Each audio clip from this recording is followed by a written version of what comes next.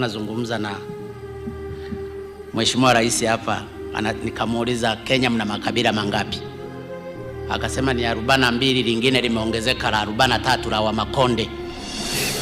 Lakini mimi nikamweleza kwamba sisi tuna makabila 121, lakini tumekusanywa katika kabila moja la Waswahili na Watanzania.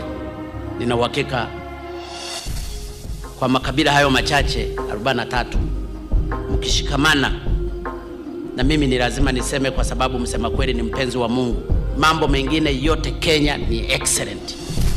Tatizo ni ukabila. Najua maneno haya yatawachoma kidogo, lakini lazima niwaambie hapa. Muumalize ukabila.